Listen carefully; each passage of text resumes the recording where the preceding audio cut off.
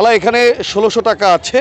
সেই আপনার কান্না দেখে কাতার থেকে আমাদের শরণখোলার এক ভাই এবং বাংলাদেশ সেনাবাহিনীতে চাকরি করেন এক সেনা সদস্য, তার নাম হচ্ছে মনির, তারা দুজন মিলে ১৬০০ টাকা আপনাকে পাঠিয়েছে। শরণখোলা স্বাস্থ্য কমপ্লেক্স থেকে গতকাল ৩ মহিলার টাকা প্রতারক চক্র ব্যাগ থেকে নিয়ে যায় এবং মোবাইল ফোন, আইডি কার্ড সহ।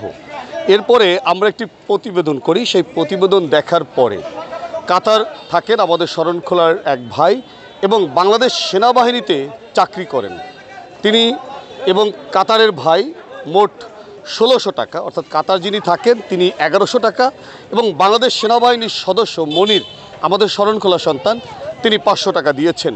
মানবতা আছে, মানবতা থাকবে এবং আমরা সেই টাকা যে খালা কান্না করেছিলেন, তিনি আসলেই অনেক গরিব মানুষ, সেই টাকাটা আমরা তার হাতে তুলে দিচ্ছি। এখানে CNRS তার একজন প্রতিনিধি রয়েছে, তার সামনে আমরা এই ১৬০০ টাকা তুলে দিচ্ছি। গতকালকে যে খালার টাকা চোরে নিয়েছিল সেই টাকাটা আমরা খালার হাতে তুলে দিচ্ছি। খালা এখানে ১৬০০ টাকা আছে। সেই আপনার কান্না দেখে কাতার থেকে আমাদের শরণখোলার এক ভাই এবং বাংলাদেশ সেনাবাহিনীতে চাকরি করেন এক সেনা সদস্য, তার নাম হচ্ছে মনির, তারা দুজন মিলে ১৬০০ টাকা আপনাকে পাঠিয়েছে। এখন আপনার কেমন লাগছে খালা? ভালো, একটু বলেন। ভালো লাগছে। আচ্ছা, আপনি কি ভেবেছিলেন যে আসলে কেউ সহযোগিতা করবে বা আপনার পাশে দাঁড়াবে? না, ভেবেছিলাম না। আজকে যারা এই কাতারের যিনি থাকেন আমাদের শরণখোলার মানুষ এবং বাংলাদেশ সেনাবাহিনীতে চাকরি করেন মনির, এই যে আজকে আপনাদের টাকা দিল, কেমন লাগলো? ভালো লাগলো। তাদের জন্য দোয়া করবেন? তাদের জন্য দোয়া করি যেন তারা ভালো থাকে, এরকম যেন অনেক সাহায্য করতে পারে। খালা এরপর কি আপনারা সচেতন থাকবেন যে কোথাও গেলে, ভিড়ের মধ্যে গেলে এই টাকা পয়সা মাল জিনিস সেভ রাখার একটা অভিজ্ঞতা তো হয়েছে? হ্যাঁ, আমি সচেতন থাকবেন। হ্যাঁ।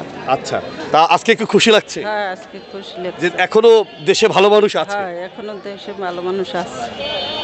আপনারা শুনলেন খালা, তিনি কিন্তু খুবই খুশি হয়েছেন, তা আমরাও খুশি, স্থানীয় জনসাধারণ খুশি। আমরা CNRS এর প্রতিনিধির আসার কথা বলতে চাই। ভাই, গতকালকে শরণখোলা স্বাস্থ্য কমপ্লেক্সে চিকিৎসা করাতে এসে তার ব্যাগ সহ নিয়ে যায় প্রতারক চক্র।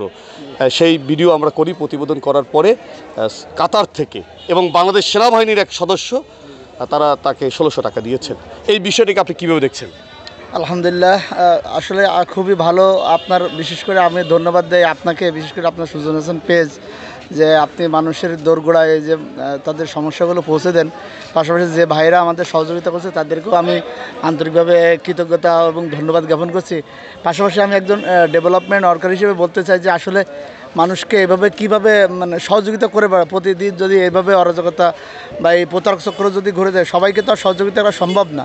এই জন্য পাশাপাশি আমরা নিজেরা সচেতন নেব এবং আমাদের বিভিন্ন মাধ্যমে এটা জানাবো। পাশাপাশি আমরা যারা আছি, বিশেষ করে আমাদের যে লোভটা আমরা একটু সংবরণ করবো এবং এই ধরনের চক্র দেখলে আমরা সাথে সাথে আইনের হাতে তুলে দেব। এটা হচ্ছে আমার আসলে মূল কথা এবং এটা বারবার বেশি বেশি প্রচার করব, কারণ এখন দেশে অনেক বেশি প্রতারক চক্রে ভরে গেছে।